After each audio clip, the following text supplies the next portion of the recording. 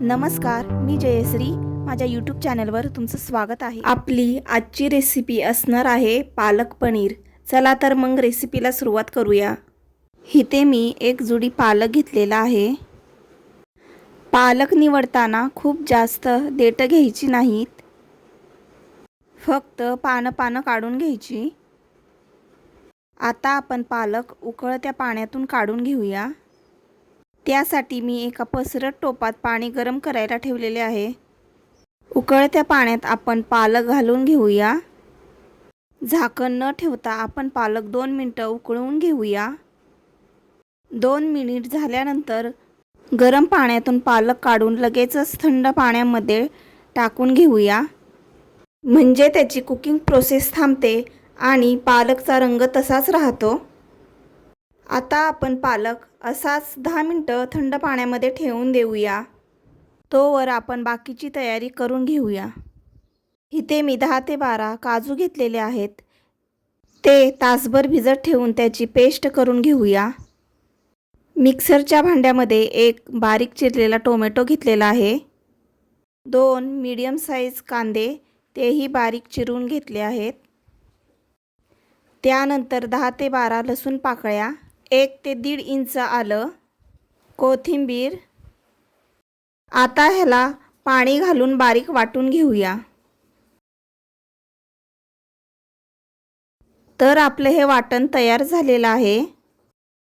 त्याच सोबत पालक थंड पाण्यामध्ये ठेवून 10 मिनिटं झालेली आहेत. आता आपण पालक नितळून मिक्सरच्या भांड्यामध्ये टाकून घेऊया. त्यानंतर त्यात 4 ते 5 हिरवी मिरची, थोडी कोथिंबीर. आता ह्याला मिक्सरमधून बारीक वाटून घेऊया. इथे आपली पालक पेस्ट तयार झालेली आहे. त्याचसोबत इथे मी 100 ग्रॅम पनीरचे तुकडे घेतलेले आहेत. चला तर मग रेसिपीला सुरुवात करूया. इथे मी 3 पळी तेल गरम करून घेतले. त्यामध्ये 1 चमचा जिरे छान तडतडले की त्यात आपण ते वाटण तयार केलं होतं ते टाकून घेऊया. तेल सुटेपर्यंत छान परतून घेऊया. आता वाटण छान परतलं की त्यामध्ये घालूया प्रत्येकी 1 चमचे टाकूया गरम मसाला, धने पावडर आणि लाल तिखट. आता हे सर्व वाटणासोबत छान परतून घेऊया. त्याचसोबत त्यात काजूची पेस्ट घालायची आहे. इथे मी अर्धा कप ताजं दही घेतले. लक्षात घ्या, इथे आपल्याला ताजं दही वापरायचं आहे, आंबट दही घ्यायचं नाही. आता आपण दही, काजूची पेस्ट ह्या मसाल्यासोबत 4 ते 5 मिनिट छान परतून घेऊया.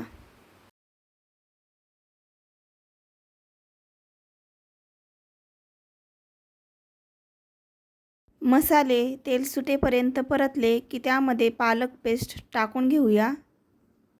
तर पालक पेस्ट अगोदरच घालून घ्यायची नाही, म्हणजे त्याचा रंग जास्त बदलत नाही.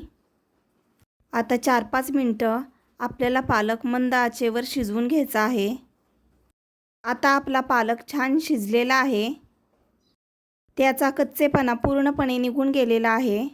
आता आपण ह्यामध्ये चवीपुरतं मीठ घालून घेऊया. मीठ घालून ह्याला मिसळून घ्यायचं आहे. शेवटी आपण पनीरचे तुकडे घालून घेऊया.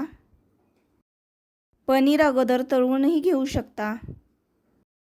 सोबतच ह्यामध्ये आपण फ्रेश क्रीम घातलेली आहे. फ्रेश क्रीम नसेल तर आपण दुधावरची सायही घालू शकता. आता आपण ह्याला हलक्या हाताने मिक्स करून घेऊया. त्यानंतर मिनिटभर आपण मंद आचेवर शिजवून घेऊया. तयार आहे आपली पालक पनीर रेसिपी.